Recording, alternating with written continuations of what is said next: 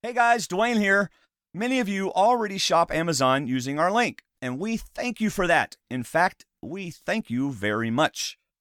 Would you consider becoming a D&D patron? It's really easy to do, and it's a great way to say, thanks D&D for the family-friendly entertainment you provide to me each week. So head on over to our website, select the green Patreon button in the right column, and who knows, you might even enjoy some of the perks that come along with being a patron.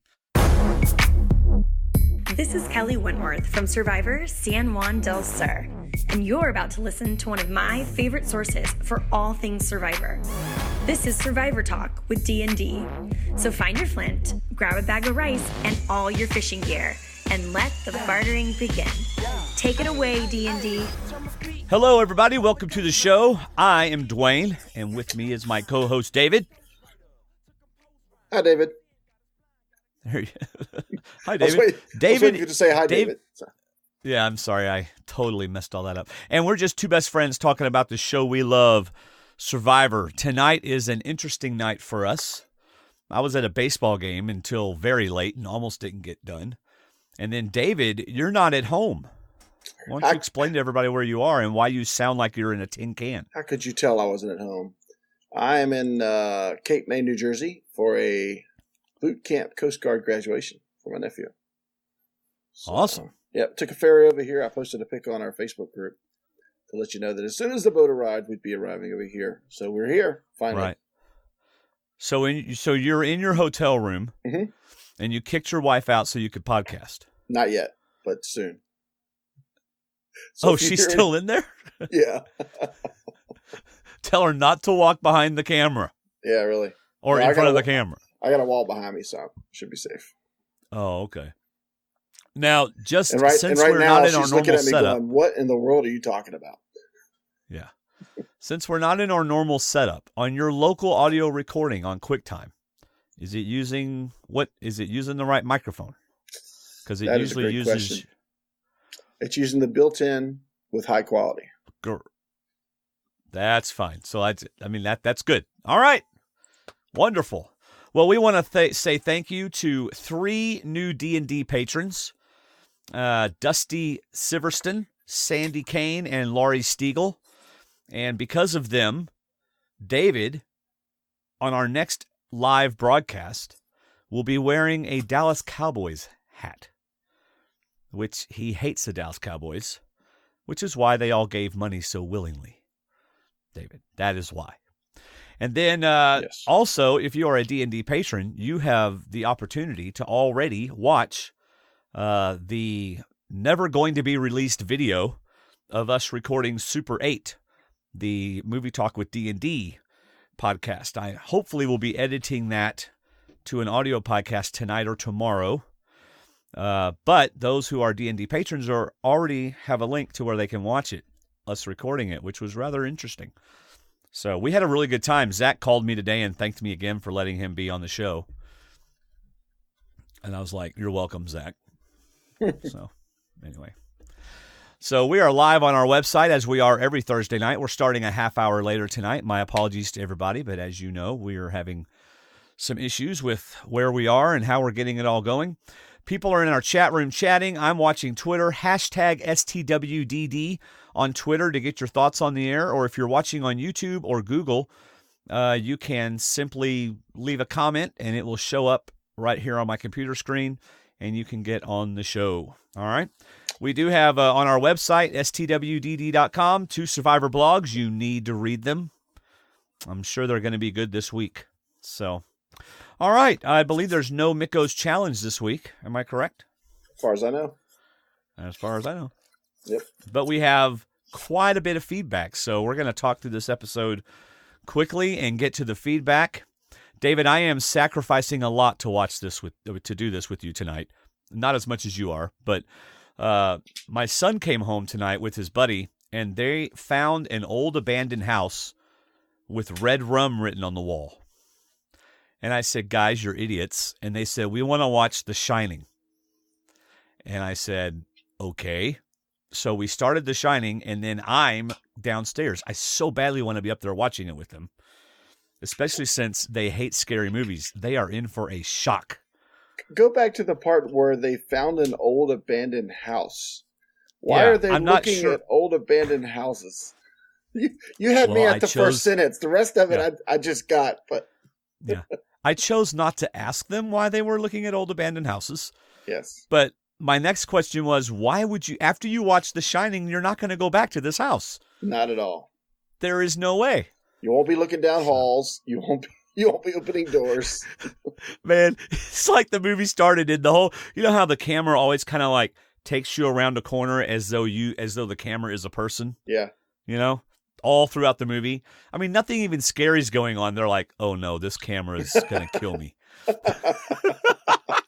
That's great So, cinematography. Oh man, so now I got to watch it again. All right, episode 10. Quite an eventful episode. A lot of different opinions on the internet about whether it was a good episode or not. Mm-hmm. I personally enjoyed the episode for the most part. And boy, I have two initial thoughts. Do you have any initial thoughts, David? Yes. Okay. Well, one of them was the title should have been, and I got to watch it the first time. The second time I went back to watch it, and I had to pack up to leave.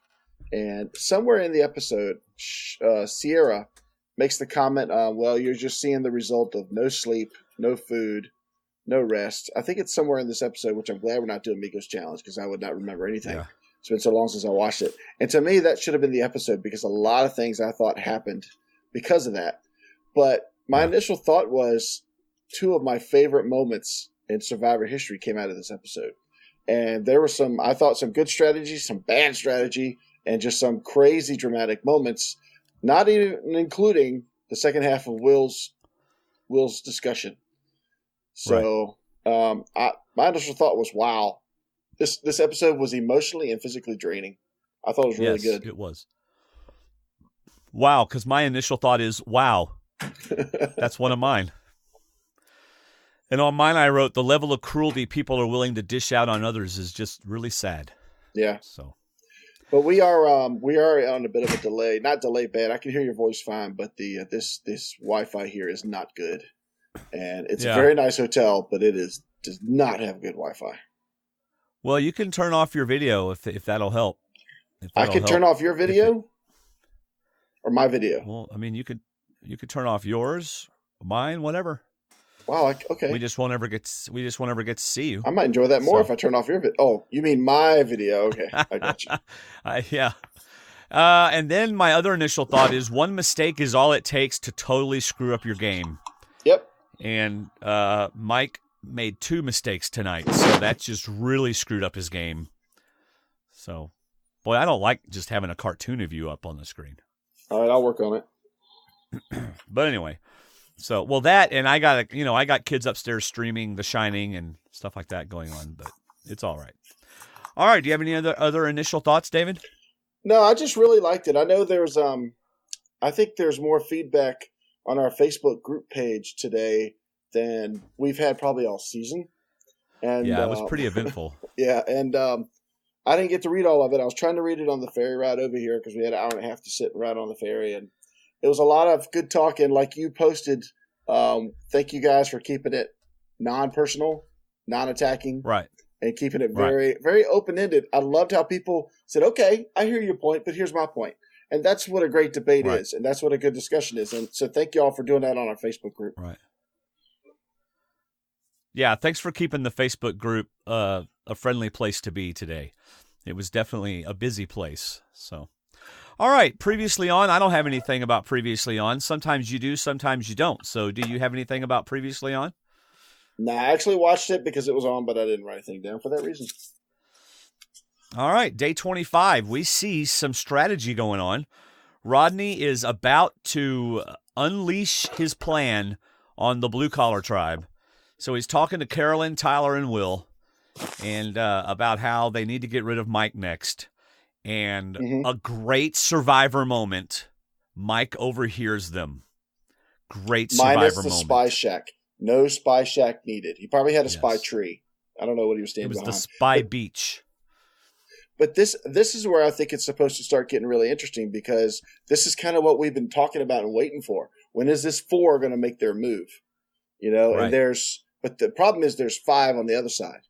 So was this too early for the 4 to jump? But yeah, love this moment because it's almost like the camera was so on Mike. It was so different. You almost weren't sure if he was listening. Mike kind of had a face like, what's Mike looking at? What's he listening to? But then they actually revealed that he's picking up on. That was great. I love picking up secret information. Yep. Now, what they said was, well, one thing I like, Tyler was saying, okay, well, now that's something we can think about. Let's pause it there, and we'll come back to it later. Because because like you said, they need 5. Right. And they have 4. So, but anyway, so there you go. Mike, we get a confessional. They are coming for my head. Mm-hmm. It is time for me to get busy and do some work, which I think ultimately, Mike, he almost played the game he did. He played the game a little too hard tonight or on the show last night. Yeah. And gosh, it just turned around on him so quickly and so badly that he is not in a good position anymore. I got the feeling after this very first short segment, we're not even at the introduction yet, but we get a secret alliance, talking about making their move. We get their target overhearing it, talking about how much he's going to have to start working more. And then we go to the Survivor auction all before the credits roll. And I'm like, wow, that's a lot of good Survivor in the first 5 minutes of the show. Yes. Well, let's get to the auction. I personally thought it was pretty darn creative of them being Survivor CBS, to make that first item a shocker. First item is covered. Will wins it for $100. And whenever Probst shows that it's a rolled up piece of paper, you can see it on everybody's faces. Yep. Especially Carolyn. Crud. They gave the advantage away first thing, which would have been an incredible twist. Awesome. Would have been great. I mean, that would have been amazing. That'll teach him. But this is also amazing. This is twice as good. I know. Now you get to go back to camp and bye. See ya. Yeah, pick up all your stuff and leave. And I thought that's the worst possible thing that could happen. But I mean, it's kind of like people want to jump at the food and just start buying. And I like the twist. I thought it was great. I'm sorry it happened to Will, but I thought it was great. I love the idea of throwing in some, because we used to get the bad stuff. We don't see as much bad food anymore. It's like we don't get to see that as much. But I think covering the whole auction, I think this is probably one of the best auctions I've ever seen. I thought it was great, including everything that was in it. Oh, it certainly had a lot in it, didn't it? Yeah, it covered a lot more than just picking up food. Yes. So he heads back to camp, and Jen's like, you're not going to send anyone else home, are you, Jeff? Yeah, just getting it out. You never know. I won't be speaking to you again. Yep. Shireen never had any intention at all of getting the challenge. I mean, the advantage, what they all assume will be an advantage in the next challenge. Mm-hmm. And she bids $300 on some amazing looking fried chicken and a waffle. I've never had fried chicken and waffles together, but she did. So Shireen wants it for $300 and gets it. And she even says, well, I didn't want to bid for an advantage. Right. So I thought it was interesting for her to say. I think. Do you think that's just because she didn't want to put herself out there saying, "Hey, I want to take the lead in this game. I want to set myself above in this game." She'd rather say, "Hey, don't worry about me. I'm not a threat. I'm not going to have any advantages. I'm just Shireen out here trying to play." Well, what she said in her CBS YouTube video was that she had always thought that she would go out to the auction and save her money and get the advantage. That was what she always said every time she watched Survivor. But that now she's out there, she's like, you know what? I want to enjoy this auction, and I don't care about the advantage. I want to get something, and I'm going to enjoy it. And so that's what she did. So anyway, third item is a more rum than I can imagine anybody could drink in one sitting, but Jen managed to. Now, I thought when Probst told Shireen most expensive chicken and waffles you ever paid for, I'm thinking, well, she does live in California, so maybe there are more chicken and waffles out there. Yeah. But that was funny. Jen practically threw all of her money up to the auction center. I want it. Yeah, I want it. It's mine. Yeah. Sierra got some steak shish kebabs. Rodney got an amazing looking steak. What was in that bowl? What was in that bowl? It looked like this when I was watching it the second time, like a white tip, like a ranch or something. So maybe he had potatoes to go with it or something. That is one heck of a bowl of ranch dressing right there, my friend. I know. That was a big old bowl. It should have been a bowl of salad. It was a bowl of dressing. Yep. By the way, I apologize, y'all. We're having technical difficulties for those of you who are watching. And I know my video's not up and David's isn't up, but hopefully the audio is working. As you know, David's having to use his computer laptop microphone, not our normal. We might get compliments from this, the fact that they're seeing our caricatures and not us. So that it might be something we want to consider going down the road. Yeah. Also, apparently, David is playing shuffleboard on the desk, so I'm not sure what that's all about. Sorry, it's like I can't move because my other microphone is propped up in my Moose Crunch bowl, and I don't touch anything around it. But now I can't even slap my foot on the carpet probably without making a noise.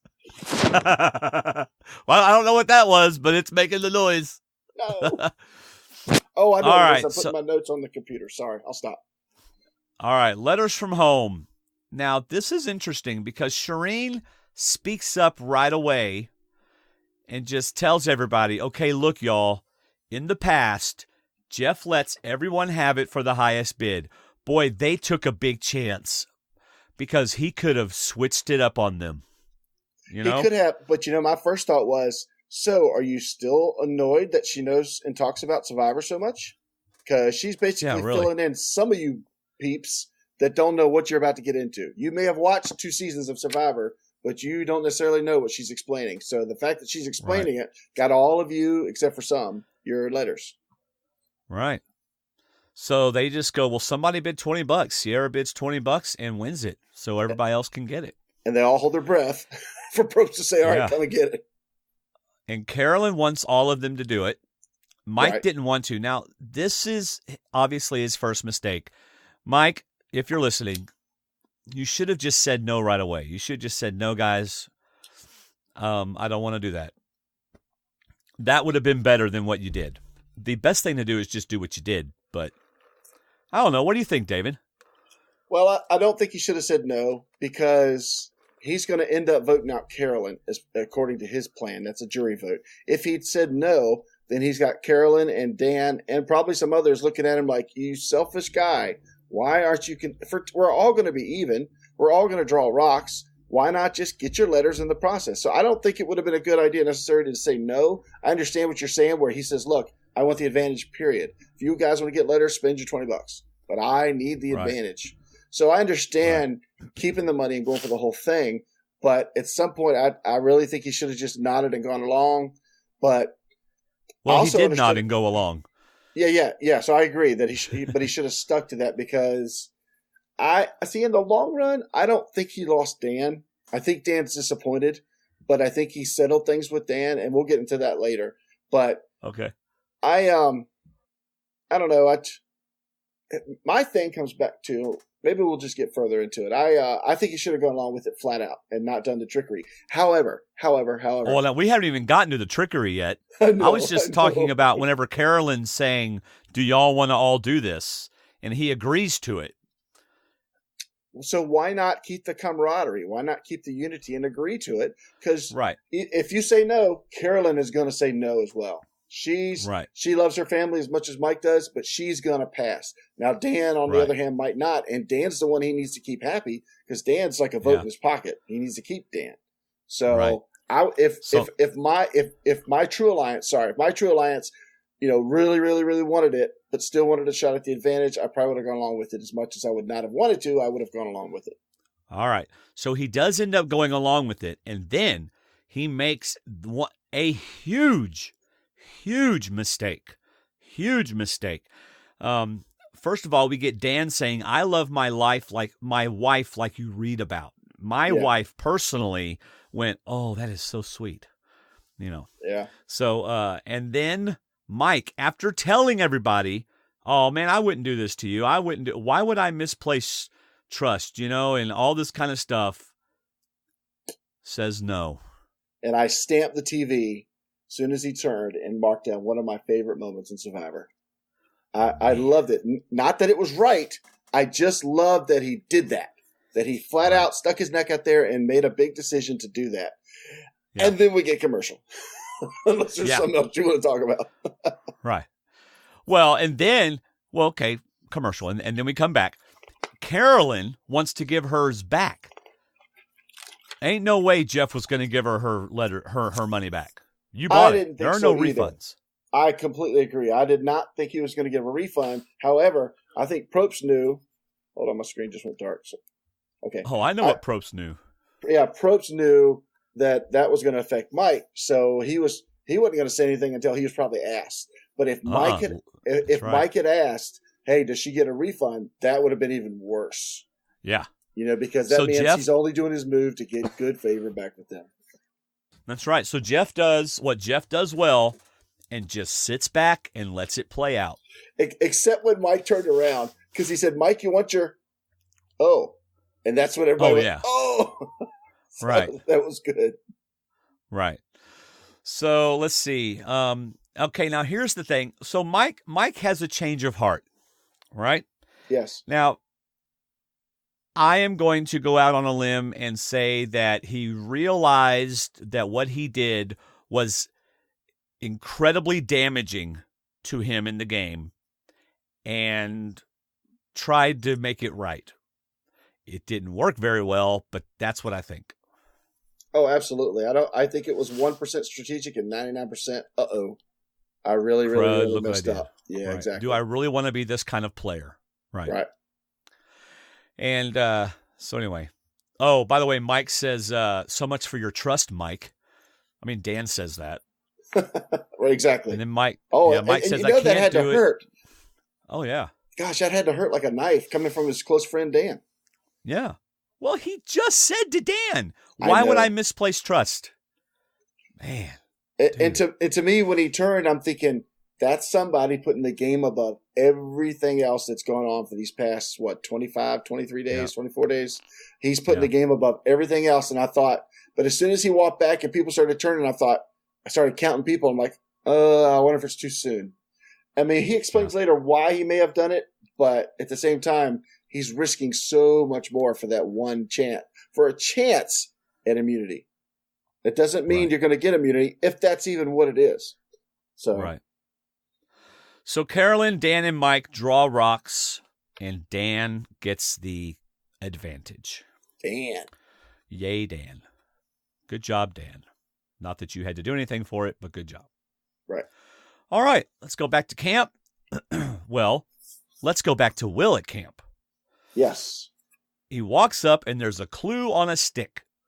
And this is what made this the best auction. This made this the best auction because of this. They might as well have just put a box on the sand because, I mean, it's like, oh, look, they're going to build a house over there. Oh, no, maybe I'm supposed to dig right there. But I think that was the whole idea. Yeah, what's the red X over the red stick with the red string on the stick? What does that mean? Right. Why are the producers yelling at me that the tribe is already on its way back and I need to hurry up? That's what I was thinking. And somebody's telling him, start moving. You got to start moving because they're about done. So he decides to do a fun and nice thing and share all the food with the tribe. Which always goes over well every season of Survivor. that was my first thought. I always go back to Dawn. Was it Dawn and Brenda from Caramoan when I think it was Brenda that chose Dawn or Dawn that chose Brenda, and then they gave it up to the rest of the tribe, and it didn't do nothing. It didn't do anything. And I always hear these former survivors say, good deeds get you nothing in Survivor. Yeah. So it doesn't. I'm thinking, oh man, yeah, right. To top it off. No one's going to believe you anyway. Well, apparently some of them do, but there's always mistrust in the game of Survivor. So even if you give them those three things, they're going to be like, that's all you, are you sure? I mean, everyone's going to be thinking, did he have something else? It would have been better if he just got back to camp, had the stuff hidden, and left it there and just said, yeah, I got nothing, then he would have had sympathy. Exactly. They would have sympathized with him or for him. But the problem with this equation is we're dealing with Will. And this is not an insult, but Will is not a super fan of Survivor. And in my opinion, he was on a bad curve to make this play because he just didn't know the results well enough of what could happen. When Mike does something, when Tony did something, he thought of 15 different things that would happen. And I think Mike is similar. Mike has just jumped to some bad decisions here this last episode. But when Tony did stuff, he would look at the 15 different decisions that would come with it, and then he'd make the decision to move. And that's why he got so far and so well. But Will is at a disadvantage. He does not know a lot of the past of Survivor, in my opinion. And it came out even later. Even later it came out against him. So So the tribe mates come back, and he wants to show what a grandiose thing he has done for everybody. What a nice thing, which again, as we've already said, lasts for about 5 minutes. And then at the next tribal council, if they want you gone, you're still going home. Exactly. So I disagree. I think it was a bad move to begin with. And I think it's also a bad move to think that everybody's just going to assume that you're being Mr. Nice Guy when we're playing a game. So I'm with you on that it was a bad move. I give him a little slack because I just don't think he knew. I don't think he knew enough to know what could happen if he did this. Like you said, so he's a nice enough guy at that point that he thinks, wow, these guys are going to like me. You know, it's better to give than receive. Maybe this will get me some brownie points is what he's thinking. No, nobody gives you anything in Survivor, so you shouldn't give them anything either. No. Now here's where we have Mike thinking too hard. Mike, you just needed to step back. And of course, you have to understand, in my estimation, he's reacting to the fact that he knows he royally screwed up at the auction. Right? And he's wanting to redeem himself. The problem is, Mike, you picked the wrong time to do it.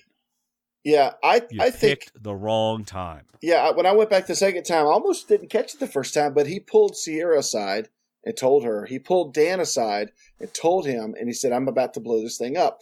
And I wonder, just a wonder, because we know what lockdown is, and we've told all of our listener friends what lockdown is. They can't speak. Once they walk off the scene of the auction, they are mute until they get back to camp. And I wonder, as soon as that lockdown was lifted, the grumbling started. I can't believe we almost didn't get these letters. I can't believe Mike did something like that, whether it's to Mike or not. And to me, I wonder. This is just a guess. I don't know. I wonder if Mike heard this and said, "I got to quell this right now. I got to solve this." And he might have gotten bad looks from Sierra and Dan and felt enough to tell them personally. But I wonder if he wanted to quell the fire that was starting amongst the rest and say, look, you guys can start, because they would have been trying to set fires as well. They would, like Rodney did later on, they would have been trying to start little arguments that would have got Mike in trouble. And Mike just decided, hey, the best way to put this fire out is to point out why I did it exactly, because you four know why I did it. And I'm going to show you for it. So I'm not trying to excuse what he did, because I agree it was probably the worst time to do it. But at the same time, I wonder if he had heard grumblings as soon as they walked in and figured, you know what, I better do it now before it gets worse. Because Mike, the difference for me between Mike and later Will is that when Mike realized what he did wrong, he apologized as quickly as possible. And this is something I firmly believe in, because I have shot my mouth off more than I should. I have said things I wished I hadn't. And the best thing for me to do, I've learned, is to walk right back and apologize. And Mike did that with the letters, and he's going to do it in a few minutes at the end of this argument. And I just think, to me, that's somebody that realizes what they did and wants to amend it quickly instead of walking away and say, "Oh, I'll apologize later." You know, I took that as high points from Mike. Okay, I'm trying to process everything that you said. I'm sorry. I disagree, or I do not believe the scenario that you are putting forth is what happened. Okay. I think everybody came back and was, after they ate their food from Will, only because he was making them, because I think what they really wanted to do was just sit down and read the letters. I think they wanted to be out of game mode and just read the letters. And I think that Mike was so freaked out by what he did and so concerned about saving face and so concerned about getting all the attention off of him for what he did that he didn't assess the situation well. and jumped right into it. He was the only one, in my estimation, that wasn't thinking about, I can't wait to read these letters. His mind was still on the game, but everybody else's mind was on those letters. That is what I think happened. So I think it was a mistake for Mike to do it right then. So, I agree that it was a mistake. I just wonder if he thought what he jumped at was what he thought was the right time. But no, I agree with you. We can leave it at that. I agree it was the wrong time.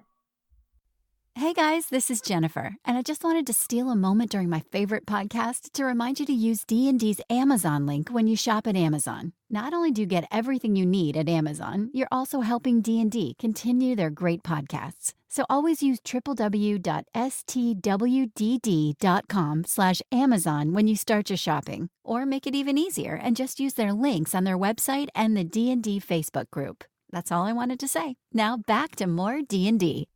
all right. So Mike playing too hard. Don't blow it up at camp before people getting ready to read letters. He was scared. Okay, good. All right. Sierra even says it. This isn't the first time Sierra has said a man on her tribe has had the worst timing ever. Yeah. You know, he did. It was the worst timing ever, and Sierra even says so. So, and instead of it helping Mike, it hurt him. And like you said, he realized his mistake and apologized. But unfortunately, on a game like Survivor, if you give people a reason to put you on the outside, they're going to put you on the outside. And Rodney takes this and uses it masterfully.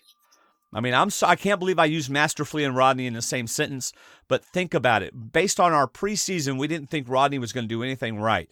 But Rodney right now used what Mike did and manipulated the situation because he's the one that got it to a level where it was really big. He took that molehill and made a mountain out of it, right? At Mike's expense. And then afterwards, he goes around and talks to people when they're emotionally weak and emotionally vulnerable and gets them to admit that what Mike did was horrible. Rodney used Mike's mistake against him masterfully, in my opinion. Yeah, I definitely give him credit for that. He saw a what do you call it? Just a soft moment and a vulnerable moment, and used it definitely against Mike to put Mike in a bad light because Mike basically did Rodney a favor by going off like that. And at this point, I don't think Dan and Sierra really see that Rodney has flipped. I don't get the impression that they believe Mike that Rodney's flipped because even Dan kind of argues that you're crazy, and then Rodney's coming back saying, "Look what the guy just did. He almost turned on us. He even says he almost cost you those letters. No, he didn't almost cost you letters. Right. You could have got the letters anyway, but he almost cost you Right. the advantage, is what he should have said. But yeah, Rodney did really well, and to me, Rodney may not know all the strategy of Survivor, but he knows the social game of staying in the game and not staying in the game. And I think he's doing that well. He's learned from his Joaquin boot, and he's trying to keep those four people together so they can go even further. And Mike just gave them the window to work with Dan and Sierra. Yeah. Well, Rodney may not know Survivor, but he knows how to manipulate people and he knows how to read a situation. And so you're agreeing with what I said or adding to us? Because that's what I said. He doesn't know Survivor strategy, but he knows social good. game. Okay, good. Yeah. Sorry, I'm distracted. Somebody on Twitter is saying they can't find us, but there's several people watching us, so I'm not really sure why. That's because I'm not in this Virginia. person can't find us. Anyway, hold on. I apologize, audience, for this moment of brain freeze. And I've lost it. I've lost what I was going to say. Dadgummit. Crud. Do you have any idea what I was going to say, David? No, because you're kind of breaking up a little bit as you talk, but I'm picking up what you said. Somebody's looking for us and can't find us. Yeah, but before that, I was going to say something about the whole situation. So Rodney takes advantage. Oh, Mike, see what the way I think it happened. Now, they didn't show us everything, obviously, but if I were to guess of what happened at camp, I would guess that Mike calls Rodney out, and Mike doesn't raise his voice and get like really mad and in your face, right? Right. But I think what happened was Rodney said, "Oh man, I'm going to use this," and he raised the whole level of the discussion to make it appear that Mike has blown this all up and done all this before we're going to read our letters, when in reality, Rodney took what Mike said and threw it back at him and made it big. And again, that's what I think happened. Yeah, we're starting to repeat each other, because I completely agree. Oh, okay, I'm sorry. That Rodney used it against him. Yeah, because exactly. If Mike had maybe waited, I mean, hindsight's 20/20, but if Mike had waited and gotten Dan and Sierra separate, he might have been able to convince them one-on-one. But Mike standing up almost is like crying the sky is falling. Like, guys, I know we still got 2 more people to knock out, and Shireen and Jen, but Rodney's already flipping. He's already flipping on us. And Rodney's like, what? We're trying to read letters here, Mike. We all want to cry and read from family. And you're talking about me. Brother, it's me. It's Rodney. What are you talking about? Blue blood all the way, man. In fact, Rodney getting more upset even sold it more that Rodney's disappointed that Mike would think that he flipped. So that was good. I agree with you. Rodney played that really, really well. Yeah. And it's funny because the next scene is Rodney saying, well, Mike was exactly right, but I gotta use this against him. Yes. And then, Dan's like, Rodney, man, you're right. I love Mike was so bad to us. I love my wife so much that I can't believe Mike did this to me, Rodney. And Rodney's going, oh, yeah.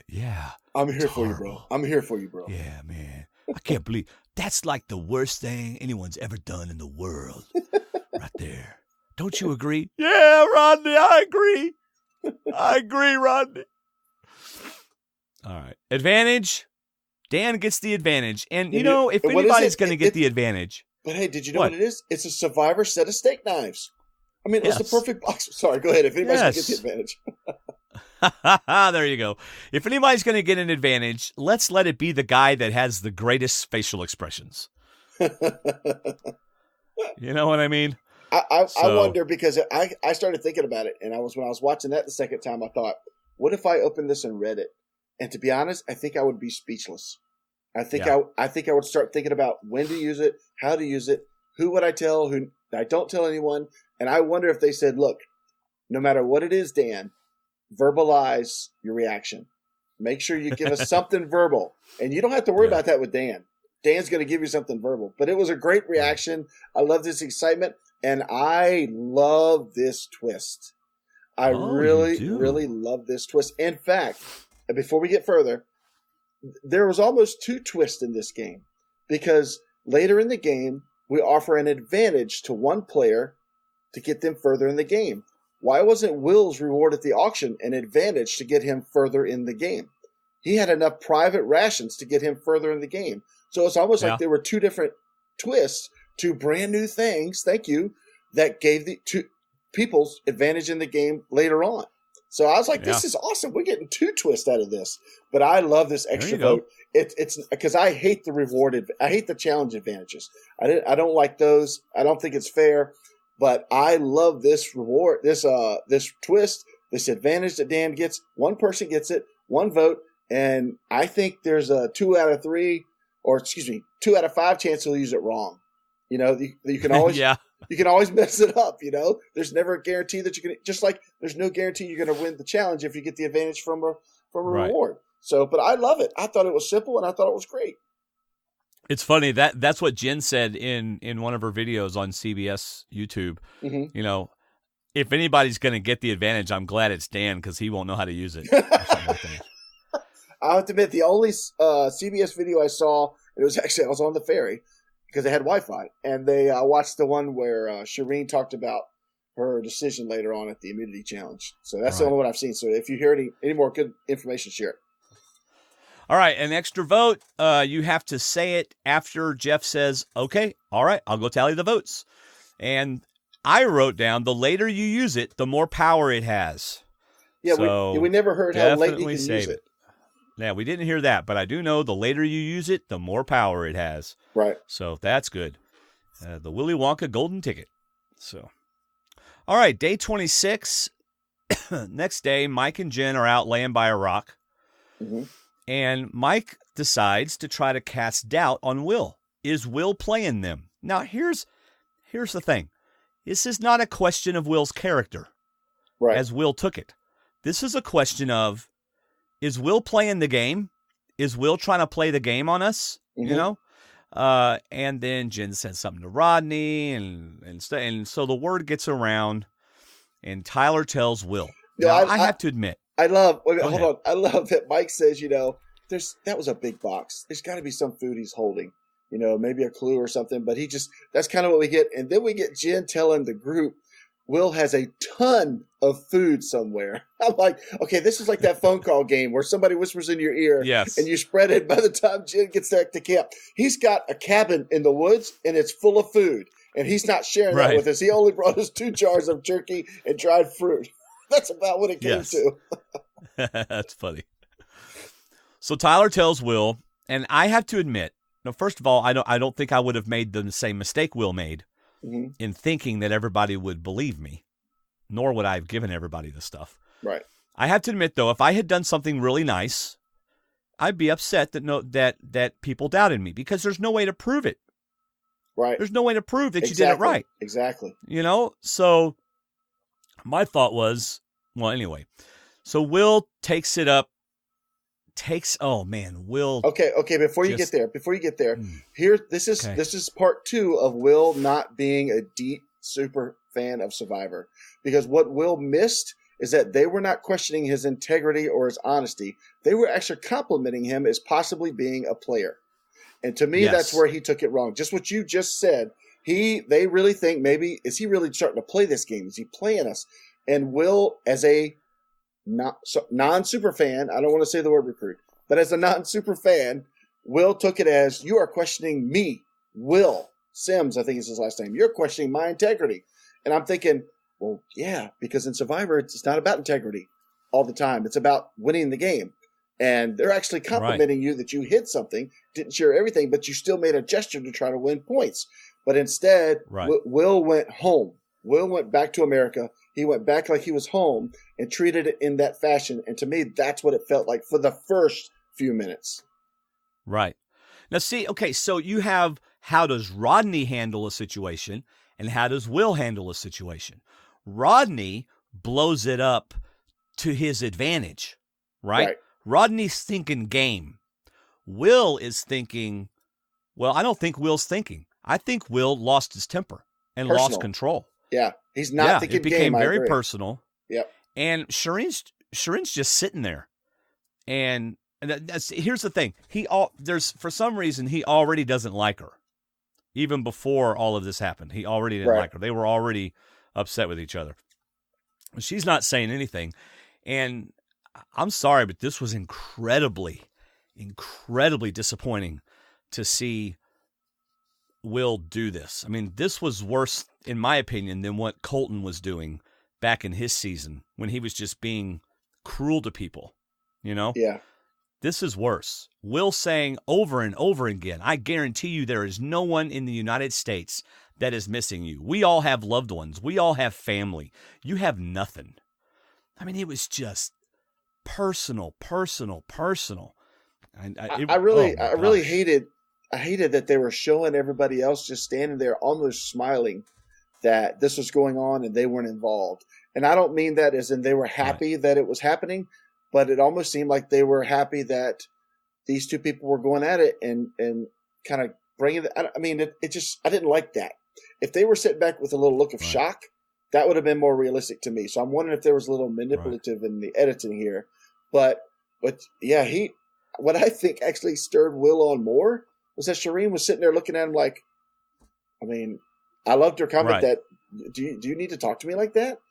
I mean, well, she's we did surprised. not hear her say anything. Wow. Yeah, exactly. She's shocked. And it's like, well, let me get Mike here and Jen here, the other people that also said it, and then ask all three of us that.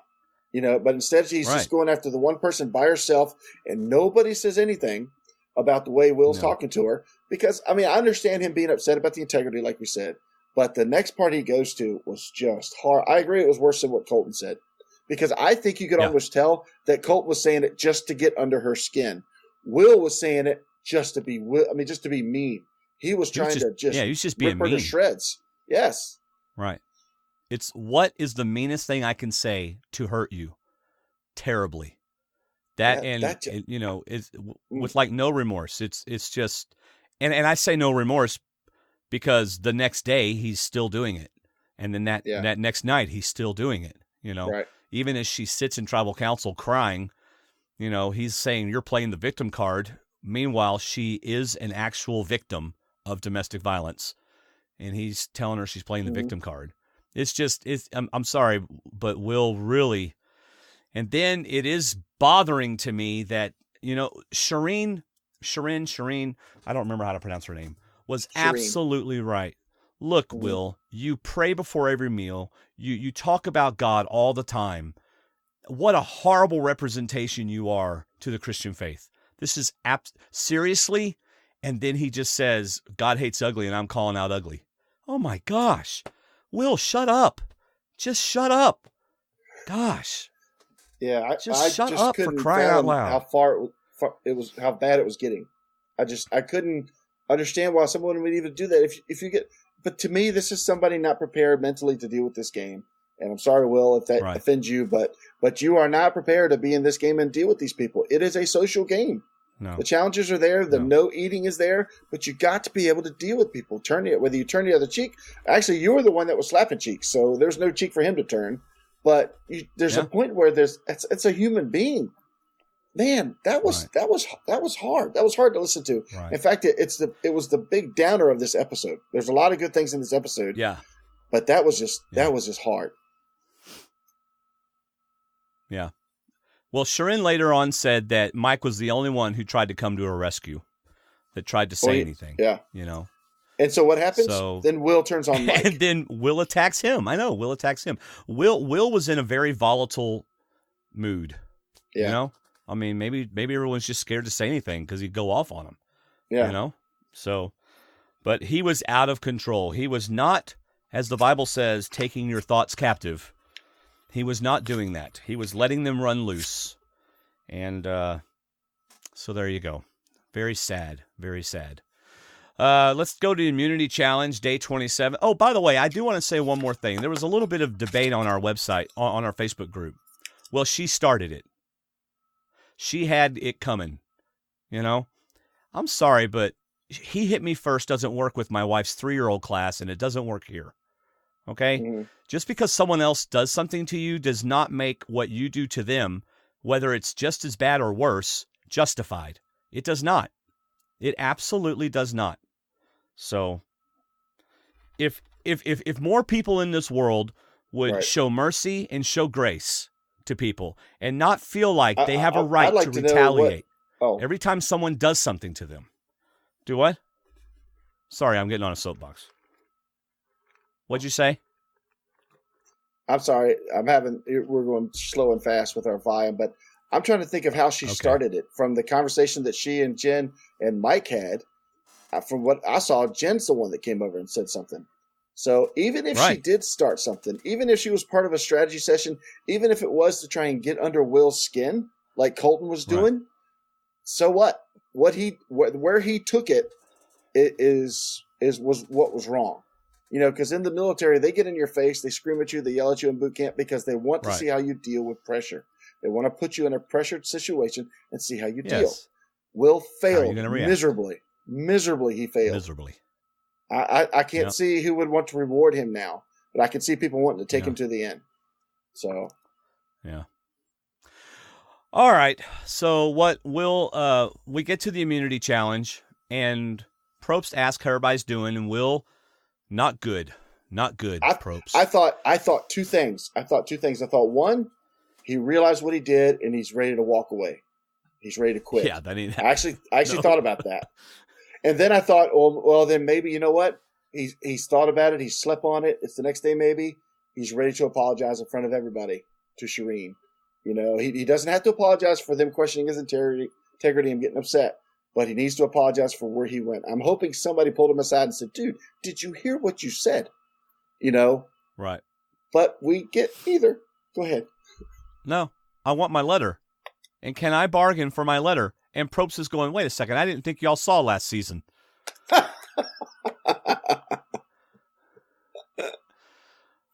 So Probst says everyone has to agree. Now, I have not heard any of Jen's exit interviews, but I have been told she did some excellent ones. Mm-hmm. This is one of those times that I wish we did, but I really don't wish we did. But she told people in her exit interviews that she would have done the same thing. If Shirin had not raised her hand, that she would have done it. She would have raised her hand because it's Survivor. Right. It's the way it goes. You don't get to bargain for your letters for whenever you're probably not going to win this challenge anyway. You know? Correct. You got what you got, and you shared it with all of us. I mean, you got energy stuff, and you chose to share it. That is the way it was. Sorry. I mean, they don't let you go, I really miss my wife. Can I do a video call? No. Well, what if I stay out of this immunity challenge? Will you let me do a video call? No. You know, and it's the same thing with this. But, of course, they make it so that Shirin's the one who raises her hand. Right. And Shirin's reason, now you saw the video, I did not. So why don't you tell us what Shirin said about why she raised her hand? Shirin said in her video, she gave a great analogy about saying, what it was she saying that, first, like you just said, Will's not going to win this challenge. We know that. Probst knows that. The people that set the challenge up probably know that. He's not going to win this challenge. But if he's asking for a cheeseburger I'm probably going to say this all wrong, but it's not like he's asking for a cheeseburger right now to sit out of the challenge. It's like he's asking for a cheeseburger for every day left in the game to sit out of this challenge. Yeah. Because that's what the letters would be. That's how much they'd sustain him getting through the rest of the game. And no, not that. And I believe she even said, you said I have no family? Well, you have no family letters there. So there was a little bit of payback, a little bit of revenge on that part. I'm pretty sure she said that because that's the only thing I've heard from Shirin today was that one video. But yeah, she said that, you said that. I mean, he's right about her family, about her, having a broken type family situation. But you called that out on me. You get no letters from me from home. So maybe you should have thought about that before you went there. So some of it was revenge. Oh, I think most of it was revenge. But she could reason anything. I think she's a very good talker. Yeah. Yeah. Well, take the revenge out of it, and I still think he shouldn't do it. However, I wouldn't have raised my hand. Yeah. Even if I felt that way and no one else raised their hand, I would not have raised my hand. See, I wrote that down that I don't think I would have had the guts to do that either. I would think it's not right. Yeah. And I would think that Probst shouldn't even give us, I would say Probst shouldn't even give us the chance to say yay or nay. But I wouldn't raise my hand because if I'm the only one who raises my hand, then I'm singling myself out. And in the game of Survivor, you don't want to be singled out. Right. So. Well, funny thing is, I think she made the wrong decision. Well, go ahead. See, I think Shirin is actually singling herself out as to not be a threat and to be the one that people want to take to the end. I think she is singling herself out that way, but I don't think she thinks she's going to get voted out. And I think she's right now. But the problem is, the thing is, and we were talking about this earlier today, that she's got at least 2 votes on the jury right now, and Jen and Haley. And, of course, she didn't know Jen was going at that point. But she's got those 2. Right. And if they spend enough time with Joe telling him what just happened, that could be 3. If she gets 1 or 2 more, she puts a wrench in somebody else's plans, and she could win if she gets to the final. But I think they still see her as somebody to take that nobody's going to vote for. I don't think Jen or Haley would vote for anybody else but Shirin right now. Maybe I'm wrong, but I don't think they would. So, and if that means if Joe gets on the Shirin bandwagon, that's 3 people in favor of Shirin already at Ponderosa who are going to get more people one at a time. So it's going to be those 3 and the new person for a couple days until the next person comes. That could be a Shirin campaign right there. Yeah. Shirin can win this game. Yep. If she can get there. you got to get there first. That's but a good she has point. to get there first. Yes, absolutely. But I'm sorry, because it's hard for me to hear you sometimes. But as we have seen in this episode, things can completely go crazy and change in one episode. Yeah. So who knows what next episode is going to be like. All right, so let's say this is all over and Probst starts to talk about the challenge. I'm thinking, as a player, okay, when are you going to have Dan talk about his advantage? And he never does. And so then I'm thinking, so what was his advantage? It has nothing to do with this immunity challenge. Yep. So it must be something else. He must have an immunity idol, or he must have something else. Yep. That's what I'm thinking. That's an interesting point that you're bringing up, though. That could be another idea for a auction reward, in that an advantage in the challenge of your choice before the final 5 or before the final, whatever. But over the next 3 challenges, you can ask for an advantage in any of the 3 immunity challenges. Well, okay, but I don't like that, because I don't like advantages in challenges. Yeah. All right, so Mike wins. I mean, I don't. Okay, you saw the challenge. There you go. Yep. Mike wins. I love Jen. Yay, Mike! No one else get too excited. Which is interesting, though, because normally Dan and Sierra would have been excited for him. And they're not. Right. And otherwise, why would Jen have said that? Yeah. So Will says, bring the popcorn. Yeah, I think to Sierra and Dan, Mike's kind of taking on the Joe target. He's that's what Rodney's telling him. My gosh, he's going to win all these challenges, get David all these points for Team Cholera, and then they're going to have to take him out sooner or later because they're not going to beat him. Yeah. All right, Will says, bring the popcorn. This is going to be the best tribal council ever, which it wasn't. But no. There you go. All right, back at camp. The Mike, don't do the happy dance. It's horrible. Dude, that is a horrible dance. Okay, nobody else is doing it. Nobody else is doing it. All right, Rodney and Will, let's get Jen out. She's good at challenges. So their plan is to get Jen out. Have you been talking and I just didn't hear you? No. Okay. Dan and Sierra are talking with the 4, so they're in there talking with them. Wow, I mean, it just totally looks like Mike is on the outs. Yeah. And and you know it because he's sitting there with Jen and Sharon. So Mike, Jen, and Sharon. Mike says Sierra isn't even looking at him anymore, and he's not sure about Dan. So Mike tries hard with Dan. We are blue strong. You and me built this camp with our own hands.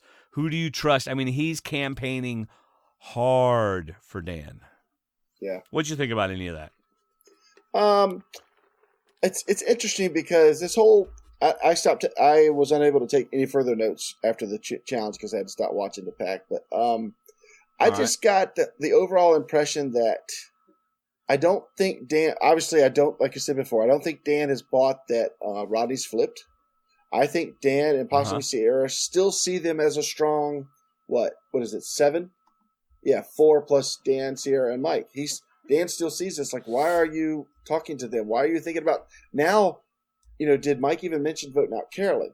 Because that was the plan of the 3. I don't think he did. I don't remember him mentioning Carolyn to Dan. But to me, Mike just doesn't make sense to Dan because Dan's like, Rodney's got everything straight. We're all fine. We're all good. Let's just keep getting them off, pagonging them. So I didn't really feel like Mike had flipped to the other side. I think the vote even showed that. But wait, I don't know. Mike. Mike. People have been mentioning on. I wrote a few comments where Mike flipped. Why did he flip to the lesser group? I don't necessarily think Mike flipped. In fact, I don't think Mike has lost his relationship with Dan. I think they're still close. I just feel like the edit was trying to make us believe that he was flipping, and maybe Jen even said, "Look, if they're going to vote split between me and Shireen, then keep Shireen in the game because she can do more damage because I'm ready to go." Right. So I think that's she was definitely ready to go. Yeah, I agree. So I mean, that was good. After the immunity challenge, let me just say one more thing. After the immunity challenge, I felt like it was editing trying too hard to make us think there was some chance that Jen wasn't going home. So right. Any speculation that we might have had that this whole quitting thing on Jen's part was a strategy to make people want to keep her? Yeah. Ponderosa videos. Haley's like, it kind of bugs me that she's so happy to be here and that, she's here after me when I really wanted to be in the game, and she really didn't, Right. I mean, not bad enough so that there's bad blood there, but just her and Joe, Haley and Joe are having to deal with the fact that, Jen was like super pumped to be there. But you know what? I think you're right. I think that Jen probably told Sharon and Mike, look, y'all go ahead and vote for me so that there's no split. We don't want to take a chance of Sharon going home. I don't want to be here anymore. I mean, that's the only thing I can think of. And then Mike is just hoping that something will change before next episode. Yeah. But let's keep Sharon in the game.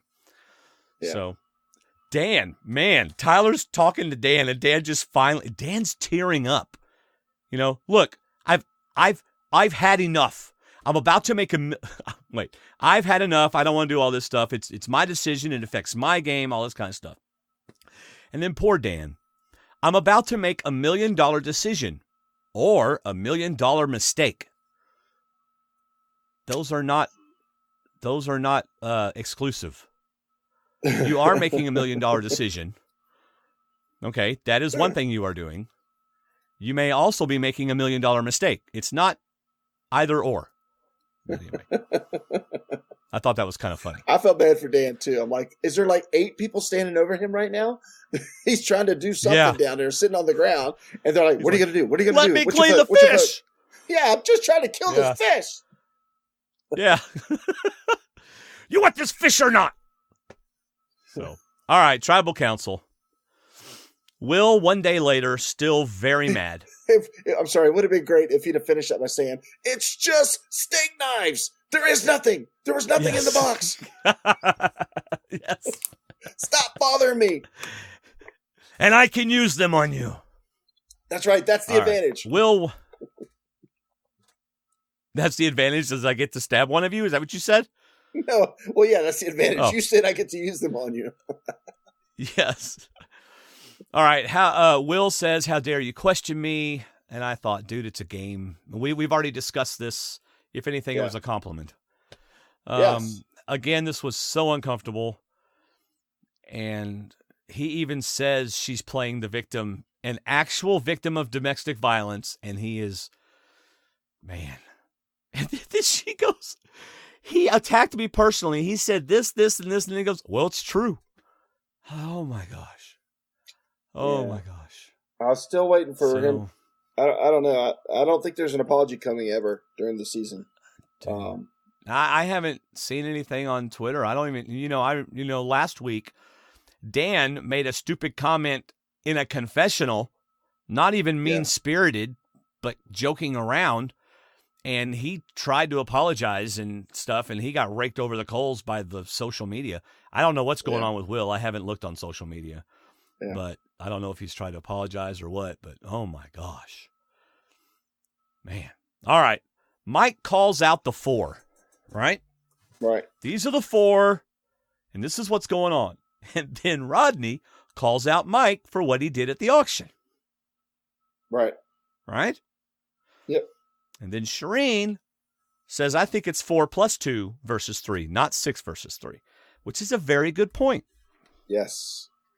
Very, very good. Because just reminding Dan and Sierra, hey, you're not any higher with them. In fact, you're less. Right. With us, you're still 4. With them, you're 5 and 6. Right. All right, Dan. Dan really makes a very good quote here. It's not just getting to the end of the game; it's how you get there and who you put over there. Right.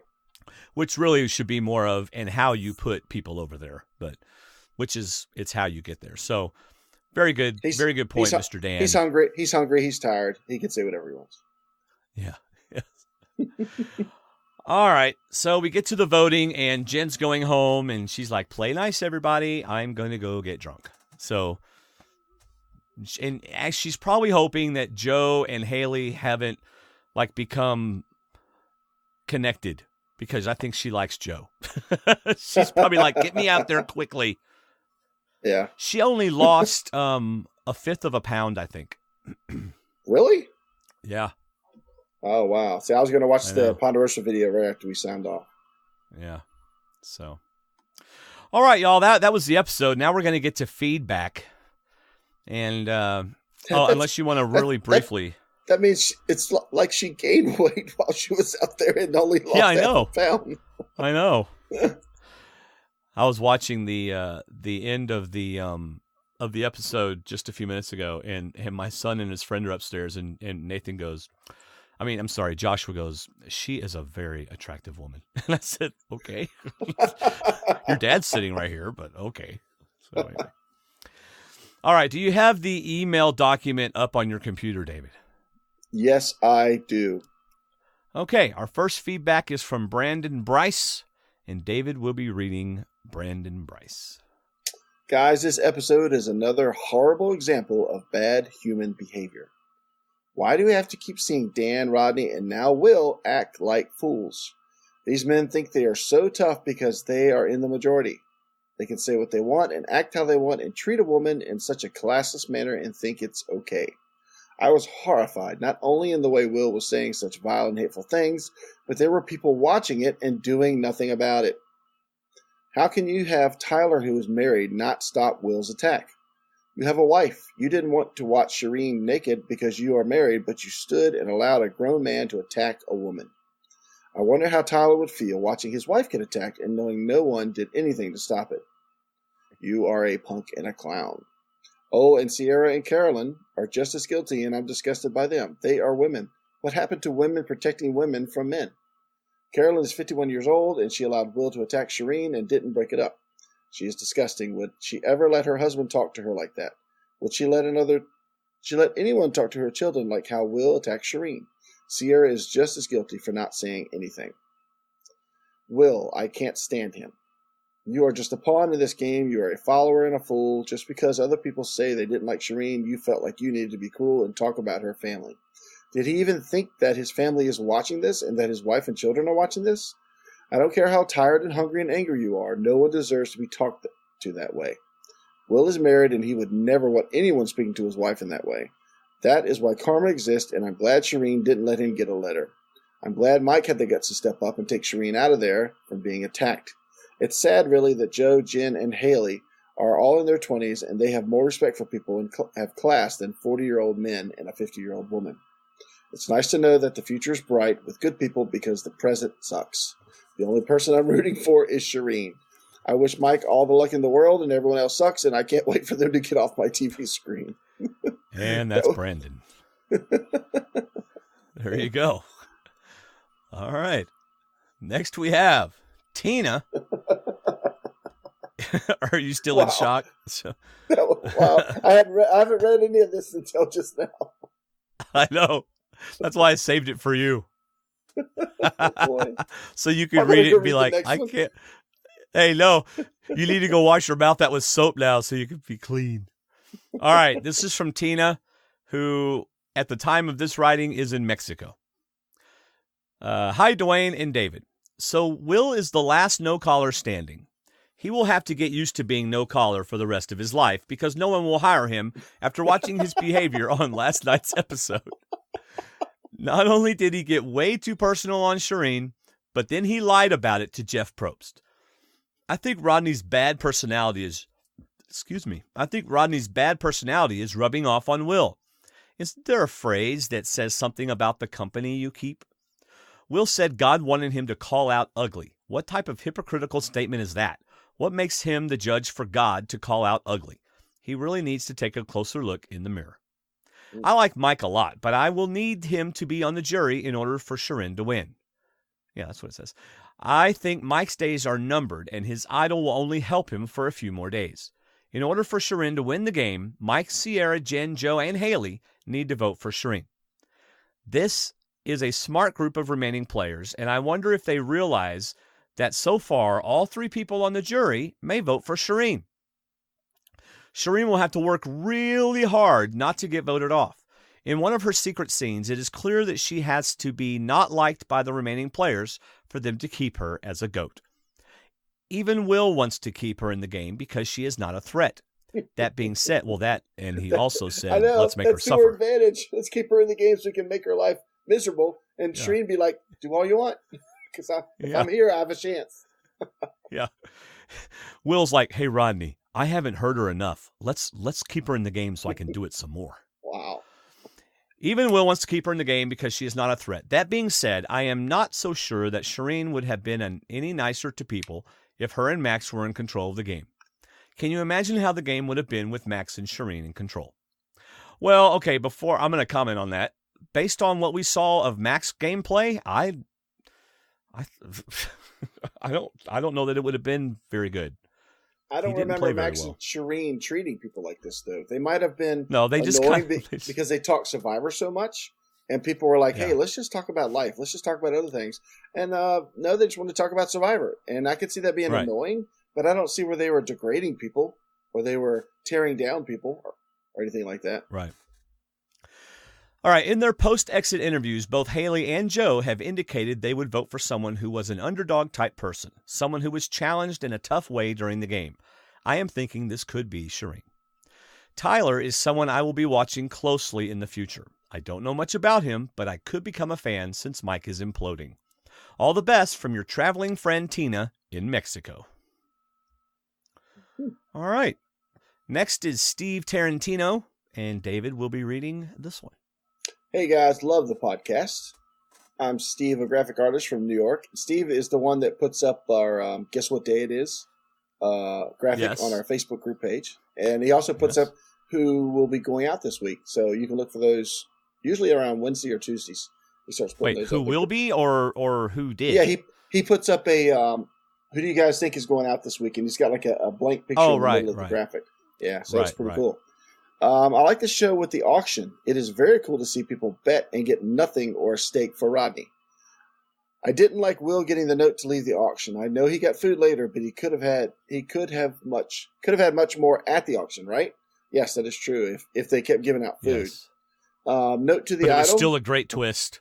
It was still a great twist. Oh, loved it. I loved that twist, and I loved it for him. He got even a bigger reward. So, note to the idol. Hold on just a second. You know what would have been even more cool? What? In my opinion? If that first one had been the advantage. All right? Yeah. So then totally unexpected, and now everyone's bidding on everything. And then the very last thing he shows is another rolled up scroll. Well, no, not the very next thing he shows. Somewhere towards the end, he shows a rolled up scroll, and it's the one that says you got to go home. Okay, it would have had to been like the second one or something. Well, it would have been cool if he'd have got to the end and he said the auction's over, and they look at him, they say, hey, it was the first item. Because he doesn't have to tell them what it was, because they know Dan got it. He can say, hey, it was the first item. Yes. So there isn't a second one, but Will's already back at camp. Reading. And they're like, where? Right, that's right. He's getting the real clue. Where's the advantage? Will's getting it back at camp. Yeah. That would have been awesome. And then they would have been stuck with $500 and nothing. All right, exactly. Go ahead. But it's also kind of neat because Will got the only auction reward that you could share because you weren't allowed to share items. But Will actually got an item he could share. So that was a great auction. That's probably my favorite auction, got to say. Yeah, I enjoyed it a lot. But my heart was broken when Will got that note. Oh, it broke my heart so much. So note to the idol, advanced. Okay, so I know he got food later, but he could have had much more at the auction, right? Note to the idol or advance to the next challenge. That is how I feel. I really don't like the extra vote that Dan got. Oh, sorry, Steve. I do like it, but I'll read your email again. I really don't like the extra vote that Dan got. Wow, that is so not cool. How do you feel? Okay. How do you feel about the extra vote, Dwayne? How do I feel? Okay, if they're gonna put a twist in the game, and I'm okay with twist in the game, I like this. I like this as a twist. I think if it's played well, could really be good. Yes, because it could have gone to anybody. Anybody could have waited for it. You don't have to win it in a reward. Everybody has an absolute equal chance of getting it. You save your money, you can get it. Right. Everybody. So I did like that part of it. And I like that it's only one vote because it could certainly be thrown away by accident or not even used at all. They could vote Dan out next so he can't use the advantage. So let's see. All right. I feel bad for Shireen. From the editing I see, she is not liked at camp, getting yelled at by Will. I don't see him yelling at the other people like Jen, Mike, Carolyn. So happy Shireen put up her hand at the challenge. LOL, nice. Can't see Mike winning every challenge from here on out. I don't see Mike going to the finals. I guess we will see. Thinking back, if Jen walked out at Tribal Council, Joe would still be in this game. What people are saying on Facebook, keep up the great work, guys. Steve, graphic artist. All right. That's interesting because I think Joe probably could have won that challenge too last night. That was very much a Joe-style challenge. Okay, I can hear my son and his friend upstairs at the other end of the house Screaming? screaming. Yes. They're freaking out. I wish I was up there. All right. Andy Westover. Here we go. What a crazy episode that was. I honestly don't know if I liked that episode or not. It had some hallmarks of fun Survivor, such as intrigue and incredibly volatile verbal battles, yet it still leaves me with kind of an icky feeling for a couple of reasons. 1, the pagonging continues, 3 weeks in a row of the boot that the numbers suggest. We may not have predicted these boots, but that was probably finished. more so because we were predicting or anticipating the unexpected, which is what we usually want, rather than what we truly expected. Number 2, all drama does not necessarily equal good drama. I feel like this episode, more than any other, crossed the line. Rodney blowing up to claim he's not flipping, that's good drama. Someone getting upset about someone killing their pet chicken or because someone else doesn't wear pants, that's good drama. However, there is nothing fun about seeing someone personally berated like that. There was nothing fun about Jen's attitude and near quit last week. These don't create excitement or create favorable feelings toward the episode. We've had 2 of these in a row, and hopefully no more. After thinking about these things and current bad taste they are leaving in my mouth for the season as a whole, I think that I have made a few determinations for myself. Number 1, I am experiencing the Tony Vlachos effect. When you think about it, there has actually been a lot of interest in this season. During most seasons, it seems like I drudge through the pre-merge and then it gets more fun post-merge. Pagonging usually seems to happen to some degree. Prior to this run, we had a successful idol play, a throne challenge, gratuitous blurs, and tons of uncertainty for who would or would not survive the game. We've only really had 3 pagonging episodes, and maybe a 4th if Shireen goes out next. But then we have a final 7 that could go anywhere. As I said, I'm experiencing the Tony Vlachos effect. I'm expecting the unexpected every episode. I'm expecting someone to flip and do something crazy every episode. This is simply not the norm in the typical non-Vlachos season. In other words, I, along with others like me, just need to settle down and see how it unfolds, and enjoy each episode for what it is, and how it contributes to the season when it's all said and done. Number 2, I need to remember that each episode is just another chapter in an ongoing story. I don't know where the story is going yet, and I hope it goes well, but I need to trust the editors and see where the story goes, rather than dictating where I think it should go, and then being upset when it doesn't happen that way. Most good stories have some form of pain. Experiencing that pain helps us to appreciate the triumph. The return of Han Solo and the explosion of Death Star 1 are not as great if Han doesn't first abandon the rebels for his own selfish reasons. Wait. Han abandons the rebels? What? I haven't seen this. What is he talking about? Go ahead. I'm sorry. Roy Hobbs hitting out the lights to win the pennant isn't as emotional. Would you shut up? Roy Hobbs hitting out the lights to win the pennant isn't as emotional without his injuries, pain, and the conspiracies against him. Annie Dufresne's escape from Shawshank Prison is not so shocking or gratifying if we don't experience the pain, misery of his prison experience and false accusations. Well, don't watch Shawshank Redemption now. Come on, Andy, you got to put movie spoiler notice above this. Yeah, especially when they're 20 years old. Yes, these are some of my favorite movies because they drag you down to rock bottom before the ultimate conquest. This season is ramping up towards something. We just need to wait and see what. Now, I've probably said enough, but I wanted to go ahead and comment on one other unrelated thing from the episode that stood out to me. That is, Darth Vader is Luke's father. No, I'm just kidding. No. That is Mike's abnormally poor social game this week. Most notably, the auction debacle and the blow-up at camp while everyone was reading their letters. Actually, before they were reading their letters, Andy.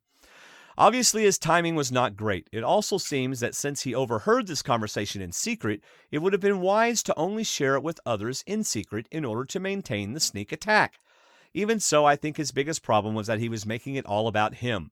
Rodney and his posse were flipping on Mike. They were conspiring against Mike, and were going to vote out Mike. Why do Sierra and Dan care about this? This is not personal to them. The key that Mike missed was that Rodney's group was going to flip on them as a group at 7. At that point, they'd outnumber their group 4-3. That's personal, and they, especially Dan, may have taken it a little more seriously rather than sticking to the status quo. This was a potentially $1 million bit of egocentrism for Mike, and a classic Survivor faux pas.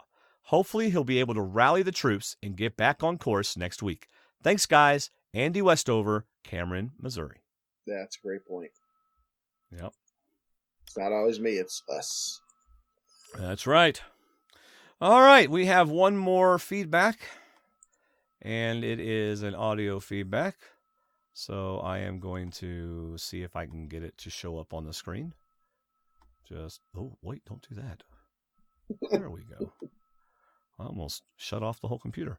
All right, here we go. This is Will the Giant Ninja. What's up, guys? It's Will from Wonder Lake again, a.k.a. the Giant Ninja.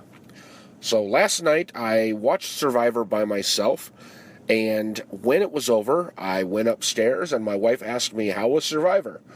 And I said, sad. And she said, sad? That's a weird response. It was a weird response, but that's how that episode left me. I didn't like it. Certainly didn't love it. It left me sad. So I just have a few things I wanted to talk about this week. Number one, the extra vote. I'm curious to see how this is going to play out. Danimal has an extra vote that he can use at any point in the future, and I'm wondering when and how he's going to use it. He could turn an even number, like 8 or 6, into a classic flip situation, or he could force a tie at an odd number. We'll have to see. Number 2, I was very, very disappointed with Mike's play this week. By not paying $20 for his letter from home, he lost trust with his allies. But then he didn't even follow through on it. He ended up in the worst of both worlds. He didn't gain an advantage in the game, and he lost allies. And back at camp, in an effort to try and save face, he decided to start a public fight about the insurrection. Now, obviously, Mike was absolutely right that Rodney has a foursome that's trying to take over the game. But outing that group in front of everybody at the exact moment when people are about to start hearing from their families is the worst thing he could do.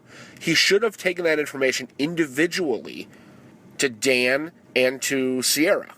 Had he done that, he might still have control of this game. Number 3, the other Will and Shireen fight. This is what really just broke my heart watching it. Other Will took this to a level that was beyond the game. He went out of his way to attack Shireen personally outside the game, telling her that she has no family and nobody loves her, that there's nobody in the United States that cares about her, that he has more people on the island that care about him than Shireen has in her real life. I sincerely hope those things are all false, and that Will knows they're all false. But his using that to hurt her was just despicable. It made me shake my head. It made me very, very sad. And then later in the episode, when somebody asked other Will if they wanted to vote Shireen out, his answer was no, I want to keep her here and torture her. What a jerk. Other Will, you don't deserve the name. Number 4, this episode was all about the fracturing of the Blue Alliance. What was going to happen with that 7 that had been riding a pagonging for a while? In the end, technically, nobody flipped. Rodney didn't flip. Tyler and Carolyn didn't flip. Dan didn't flip. Even Mike didn't flip. Mike voted with his alliance to get rid of Jen. By the numbers, there was a lot of talk, but no actual flipping, which I find very, very interesting. Now, it seems like Mike is absolutely on the outs, and we're left with a 6-person alliance, and Mike and Shireen on the outside looking in. I hope that Danimal can see what Rodney is up to and can change things, because at this point, he's Mike and Shireen's only hope. And even with Danimal and his extra vote, they're going to need one more person as well. Sierra? Tyler? I don't know. We'll see. But that brings me to my last point, number 5. Jeff Probst told us that this was one of the greatest seasons in history. He told us it was going to go down with heroes versus villains. Well, so far, he is just dead wrong. I enjoyed the pre-merge game very, very much. But the post-merge game has been nothing even close to amazing. It's been a pagonging. Every single week, the person we've expected to go has gone, and alliances have stayed tight. The only exception to that was an idle play. At this point, I wish that I hadn't heard Jeff's pre-season commentary, because I had my hopes up for strategic players, and they just don't seem to be playing strategically. None of them want to rock the boat in any real way, and it looks like it's not going to start now. I hope that somebody can help this season live up to Jeff's expectations. I was hoping that somebody was going to be Shireen and Jen. Obviously, it's not going to be Jen. We'll see if Shireen can get people to vote with her. She's really the only one left that I'm rooting for. Like I said, this episode left me sad.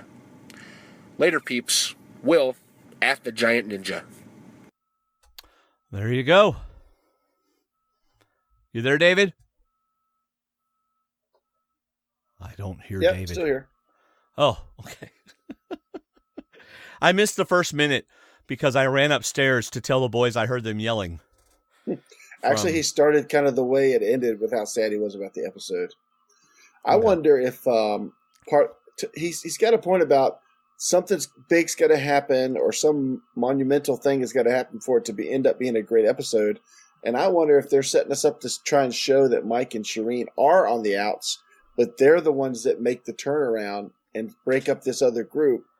And because they really try to make us believe that Sierra and Dan are completely against Mike and with. Mike even said that he thinks Sierra's flipped. Definitely flipped. Yeah. You know, they show so much Dan talking to Rodney. And I wonder if they're trying to say, okay, Mike and Shireen are separated from the rest. They're in trouble. But somehow the two of them make it all the way to the end with one of the others in the final. And that's what makes it great. Otherwise, we just had a straight-on vote, of the group. Yeah. So. Well, what would be cool is if, Dan realizes that Tyler goes through his bag and knows all that stuff, and Dan sticks with Mike and Shireen and gets Sierra to go over with him, plays his extra vote, and they get out Rodney or something like that, or Will or somebody like that, or Carolyn for my points. Should they go after Dan, knowing that he has an extra vote? I mean, they could go right to Sierra and say, hey, has he told you?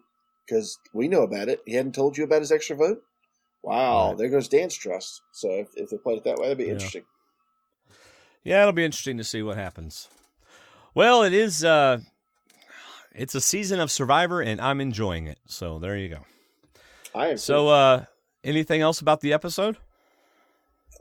No, other than that one hard part to listen to. I thought it was really good. Even bad strategy is still entertaining to watch.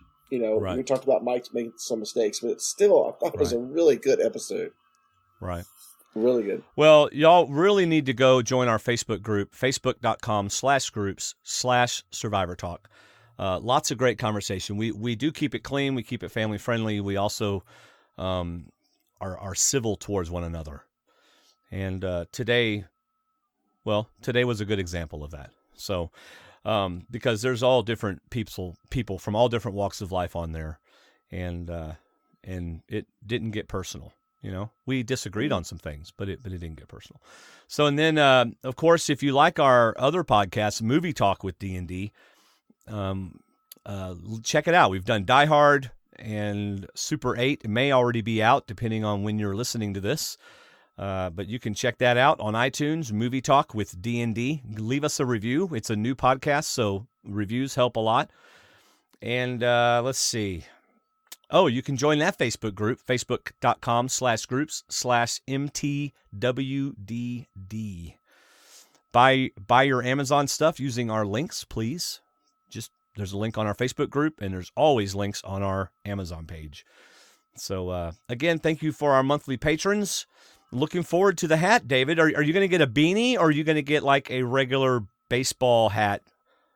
Football, Dallas Cowboys. I'm probably going to get whatever I can find. I don't know what I'm going to find yet.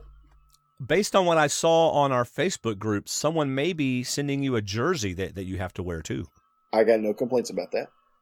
That would be cool. Really? You're going to wear a Cowboys jersey? No, it wasn't a Cowboy jersey.